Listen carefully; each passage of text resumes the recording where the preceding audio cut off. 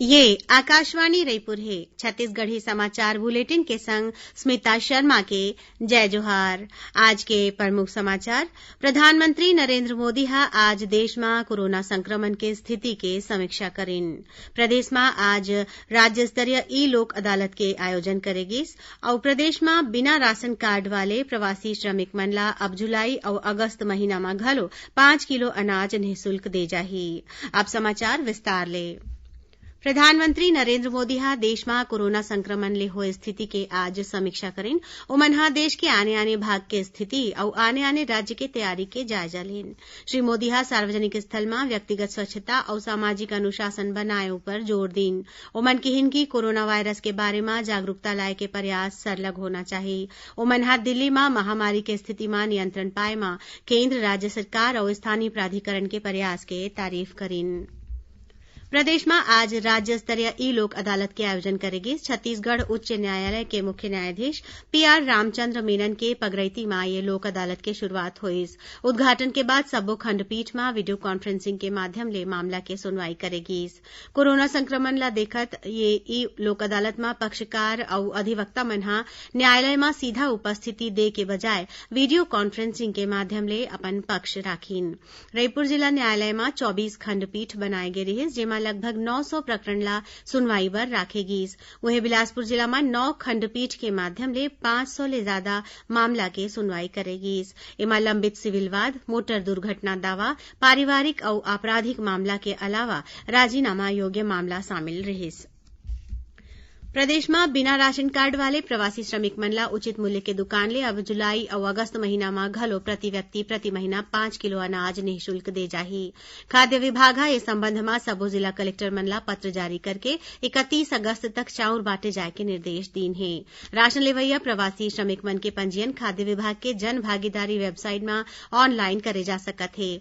हितग्राही मन ला चिन्हे बर आधार नंबर नहीं होय में मतदाता परिचय पत्र, पैन कार्ड, किसान फोटो पासबुक या राज्य या जिला प्रशासन डहर ले जारी करेगे कोनो दूसर फोटो वाले परिचय पत्र ला घलो मान्य करेगे हवै।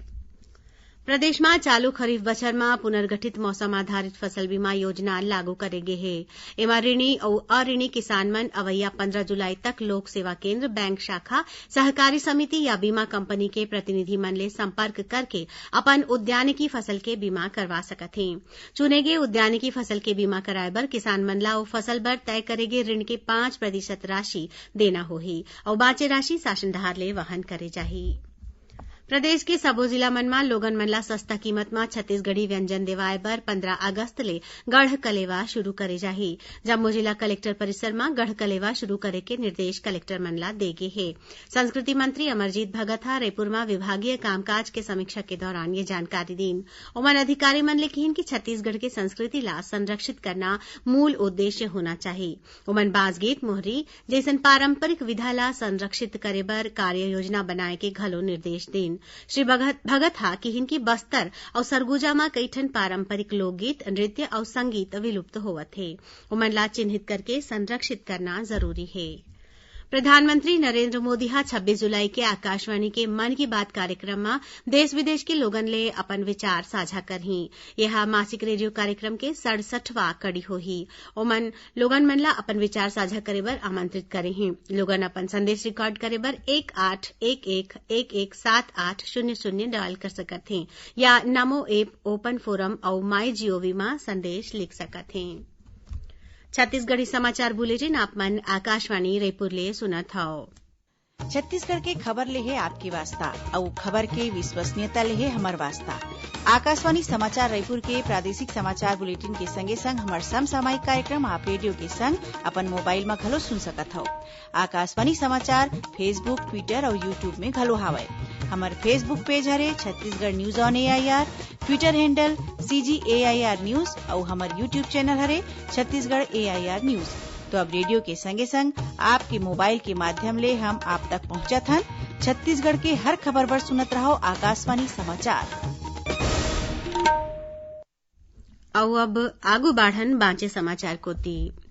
भारतीय बीमा विनियामक और विकास प्राधिकरण IRDAI हा 29 सामान्य और स्वास्थ्य बीमा कंपनी मन ला कम अवधि के स्वास्थ्य बीमा पॉलिसी कोरोना कवच शुरू करे के मंजूरी दे दे हवय। एमा कोरोना वायरस बीमारी ऊपर इलाज के खर्चा के भुगतान शामिल होही। प्राधिकरण हा कहे है कि ओमन हा कोरोना वायरस ले जुड़े विशेष पॉलिसी बनाए हैं जेमा लोगन के स्वास्थ्य बीमा के जरूरत ला पूरा करे जाही और सब्बो बीमा कंपनी मन हा एके जैसन पॉलिसी देही। एमा बीमा के राशि 5,000 ले 5 लाख रुपया के बीच राखे गे हवय। 18 ले 65 बछर के लोगन ए पॉलिसी ला ले सकत हैं। कोरोना कवच पॉलिसी ला अपन बर पति पत्नी माता पिता सास ससुर और 25 बछर के आश्रित लइका मन बर ले जा सकत है। केंद्रीय मानव संसाधन विकास मंत्रालय हा देश में विश्वविद्यालय के परीक्षा कराए बर संचालन प्रक्रिया तैयार करे है। एला गृह और स्वास्थ्य मंत्रालय के मदद ले बनाए गे हवय। कोरोना महामारी ला देखत ये प्रक्रिया में विद्यार्थी मन के सुरक्षा, निष्पक्षता और एक जैसन मौका के मानदंड ला राखे गे हवय। केंद्रीय मानव संसाधन विकास मंत्री रमेश पोखरियाल निशंक हा बताइन कि विश्वविद्यालय अनुदान आयोग हा ए बछर 30 सितंबर तक विश्वविद्यालय में सबो टर्मिनल सेमेस्टर परीक्षा कराए के बारे में निर्देश जारी करिन है। ये परीक्षा ऑनलाइन या ऑफलाइन या दोनों तरीका ले कराए जाही। यदि कोनो विद्यार्थी ये परीक्षा में नहीं बैठ सकी ता ओला बाद में एक मौका और दे जाही।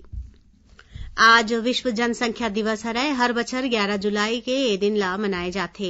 केंद्रीय स्वास्थ्य मंत्री डॉक्टर हर्षवर्धन हा एक ठन ट्वीट में कहिन कि परिवार कल्याण योजना न केवल विकास के आधार है बल्कि गरीबी हटाए और सुखी जीवन पाए बर घलो एखर बड़े योगदान है।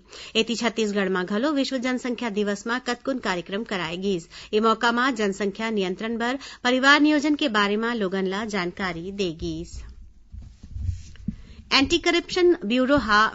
एंटी करप्शन ब्यूरो में पदस्थ रहे ASI विनोद वर्मा संग्रह आरक्षक गजानंद वर्मा और एक जन वकील ला बलौदा बाजार पुलिस हा गिरफ्तार करे है। मिले जानकारी के अनुसार ये आरोपी मनहा रिजदा के पटवारी ले एसीबी में शिकायत आए के एवज में 5 लाख रुपया के मांग करे रहीन। पहली किस्त के रूप में 50,000 रुपया लेवत ये आरोपी मन ला गिरफ्तार करे गिस। यही बीच रायपुर जिला के वरिष्ठ पुलिस अधीक्षक हा रिश्वत लेके आरोप में गिरफ्तार ASI विनोद वर्मा ला निलंबित कर दे हैं। विनोद वर्मा वर्तमान में रायपुर पुलिस लाइन में पदस्थ रहिन। कबीरधाम जिला में परनदिन होए 72 लाख रुपया के लूट के मामला में पुलिस हा आज एक जना और आरोपी ला दुर्ग के नंदिनी रोड के एक ठन लॉज ले गिरफ्तार करे है। ए मामला में पहले से 6 जन आरोपी मन के गिरफ्तारी हो गए हवे। पुलिस हा मामला के खुलासा करत बताइन कि यह वारदात के मास्टरमाइंड चिल्फी थाना के निलंबित आरक्षक है और एक घटना में राइस मिल के एक जन कर्मचारी घलोक शामिल रहिस। खबर के मुताबिक पांडातराई थाना क्षेत्र में अवैया कुंडा और जंगलपुर के बीच परनदिन राइस मिलर्स के कर्मचारी मन के आंखी में कथित रूप ले मिर्ची पाउडर डाल के इकट्ठी रखे करीबन 71,56,000 रुपया ला लूट ले गे रहिस। अब थोरकुन समाचार सार में छत्तीसगढ़ सरकार के महत्वाकांक्षी सुराजी गांव और दूसर फ्लैगशिप योजना के निगरानी बर बनाए गए मुख्यमंत्री दर्पण वेबसाइट और मोबाइल ऐप ला राष्ट्रीय स्तर के एलिट्स एक्सीलेंस अवार्ड ले सम्मानित करे गए है। सरगुजा जिला के सीतापुर के केरजू गांव के क्वारंटाइन सेंटर में एक जन मनखे हा फांसी लगा के आत्महत्या कर लिस। एकर RT-PCR टेस्ट हो रही है जेकर रिपोर्ट आना बाकी है। महासमुंद पुलिस हा 3 अलग अलग जिला में मोटरसाइकिल चोरी करैया गिरोह के 3 जन सदस्य ला गिरफ्तार करे है। आरोपी मन के तीर ले 15 टन मोटरसाइकिल घलो जब्त करे गे है।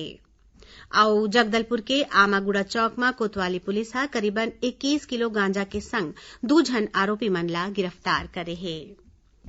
आखिर में प्रमुख समाचार एक गांव फेर। प्रधानमंत्री नरेंद्र मोदी हा आज देश में कोरोना संक्रमण के स्थिति के समीक्षा करिन। प्रदेश में आज राज्य स्तरीय ई लोक अदालत के आयोजन करेगी और प्रदेश में बिना राशन कार्ड वाले प्रवासी श्रमिक मन ला अब जुलाई और अगस्त महीना में घलो 5 किलो अनाज निःशुल्क दे जाही। एकरे संग छत्तीसगढ़ी समाचार बुलेटिन यही सिरावत है। जय जोहार।